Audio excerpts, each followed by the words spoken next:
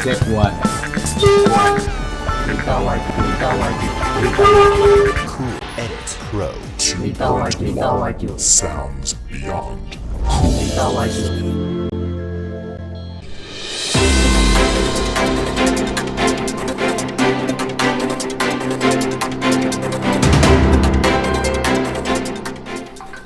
Dugaan terjadinya pungutan liar pungli pada bantuan operasional pendidikan BOP untuk Taman Pendidikan Al-Quran TPQ, Madrasah Diniyah Takmiliyah MLT dan pondok pesantren yang dilakukan Oknum Kementerian Agama Kemenat Kabupaten Wajo.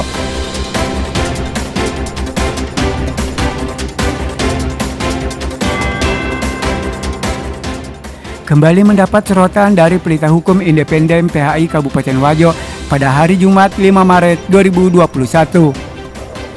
Ketua PHI Kabupaten Wajo Sudirman saat menyampaikan aspirasi di gedung DPRD Kabupaten Wajo mengatakan PHI melihat ada hal yang urgen dan belum mendapatkan penanganan maksimal pada masalah dugaan pungutan liar dari BOP ini. Sebelum aspirasi, Sudirman mengaku PHI sudah melakukan cek dan recheck terhadap sejumlah guru mengaji dan pengelola TPQ.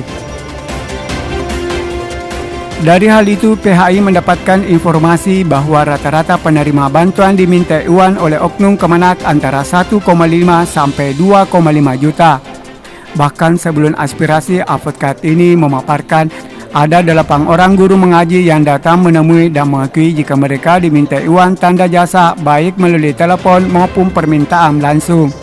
Dari pengakuannya ada 3 nama yang muncul sebagai penerima pungutan, yakni inisial Y, inisial W, dan oknum kepala kantor Kemenak. Ironisnya, guru mengaji sempat kebingungan mempertanggungjawabkan uang yang sudah disetorkan ke oknum itu dan terpaksa memasukkan di pertanggungjawaban sebagai honor mereka.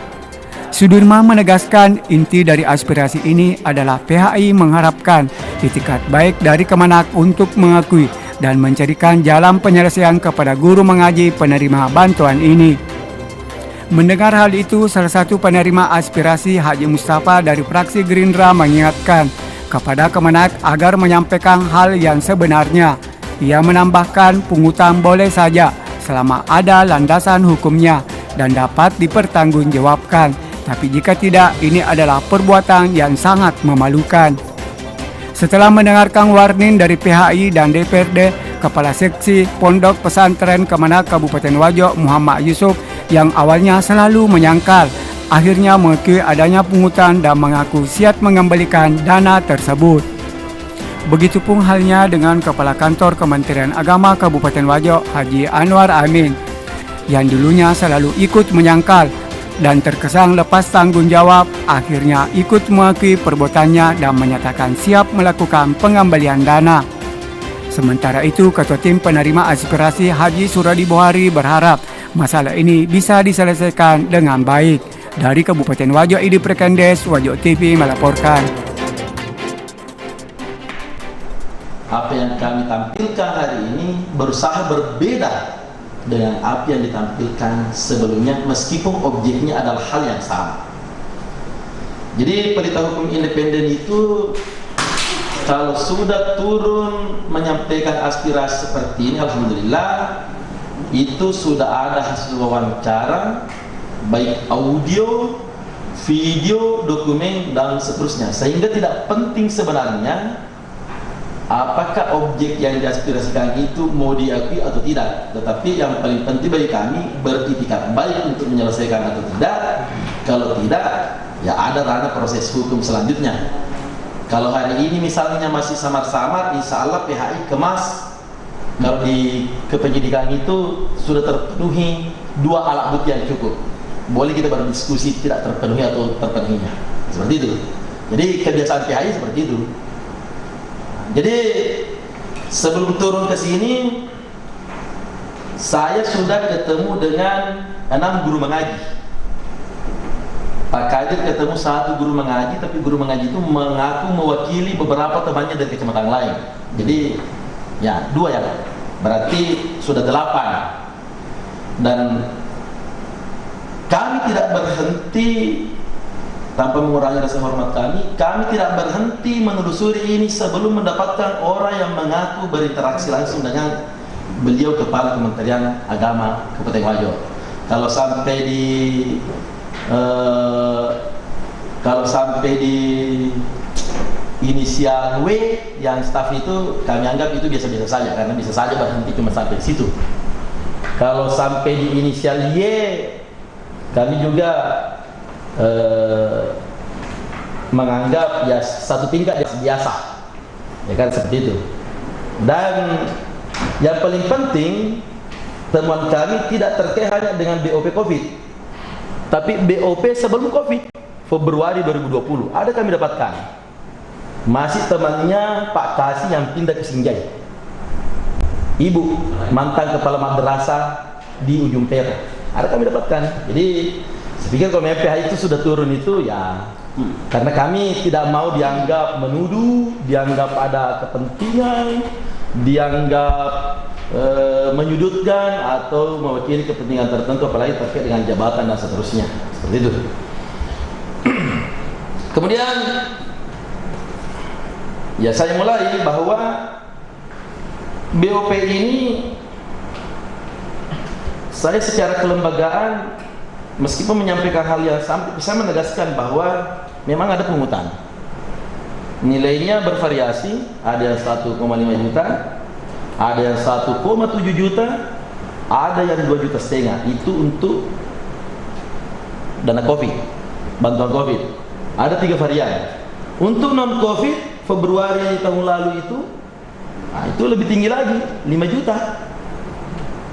Karena langsung bagi 2 saja. 10 juta bagi 2 sudah. Jadi terkait dengan proses di kejaksaan, hari ini saya kritik juga kejaksaan di depan teman-teman media. Saya telusuri kejaksaan atas pemberitaan di Tribun Timur tanggal 26 itu mengaku sudah memeriksa beberapa saksi. Hampir mayoritas guru mengaji yang saya temui, siapa yang sudah dipanggil bersaksi di kejaksaan. Itu juga kita heran. Karena surat resmi kejaksaan yang memanggil guru mengaji ataupun PPL itu resminya tanggal 3 Maret. 18 orang dipanggil, 16 orang yang hadir. Di kesempatan itulah dijamak, diambil 4 orang disisihkan untuk diminta keterangan mengenai BOP. Meskipun mereka menolak. Mohon maaf, kami dipanggil ke sini dalam kasus yang lain. Kasus yang dilaporkan oleh Kemenak terhadap bawahannya, tetapi kenapa dikasih jamak dengan BOP? Meskipun mereka menolak, mereka tetap diperiksa. Jaksanya adalah Darmawan Wicaksono, ada jaksa 1 Panja namanya tapi ada Hermansyahnya, jaksa berikutnya adalah Andi Saifullah, dan jaksa berikutnya adalah Aprianti. Jadi kalau pihak itu betul itu sudah sampai ke situ. Jadi